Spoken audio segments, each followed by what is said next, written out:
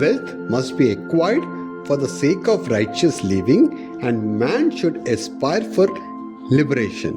Only such a judicious combination of the dharma, artha, kama moksha, these four goals shall enable man to find fulfillment in life. So dharma means righteous living, artha means righteous wealth, earning, kama means righteous desire, moksha means ultimate liberation. So in grihastha dharma, a householder is engaged in the pursuit of wealth and fame. In this stage of domestic life, the lady of the house should play the role of goddess of wealth by being the custodian of her husband's earnings, and as a woman are acknowledged to spend the money judiciously and wisely. So the first part of the life is the brahmacharya, life as a celibate, and the second part of the life is grihastha dharma. So people who look down upon women and hold them in contempt fail to appreciate their nobility. Men might have learnt much and seen much, but yet they are the servants of the wives, said Tyagaraja. So vice chancellors who control thousands of children and police officers who protect the public are often found being afraid of their wives at home. Every individual has to submit to the Prakriti, the feminine aspect of the universe. Shakti is the essence of feminine energy, which man cannot afford to ignore.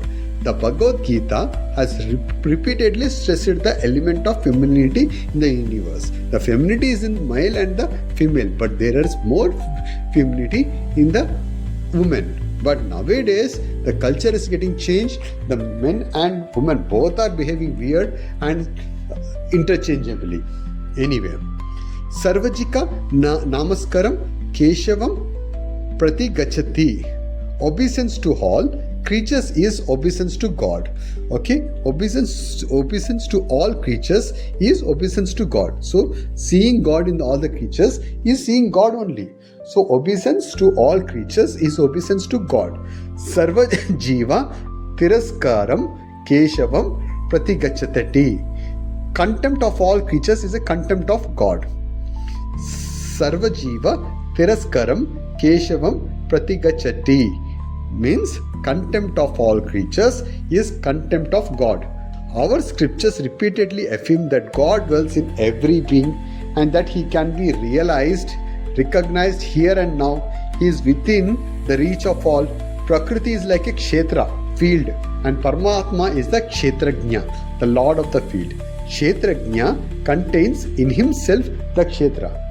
The lord of the field himself contains the field also. So kshetrajna contains in himself the kshetra. If from the word kshetrajna we remove the word kshetra, the syllable jna remains.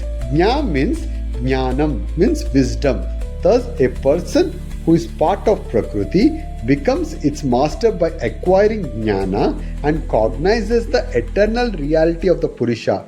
He recognizes that the universe is a combination of Kshara and Akshara, destructible and indestructible. He sees the indestructible as immanent even in this destructible world.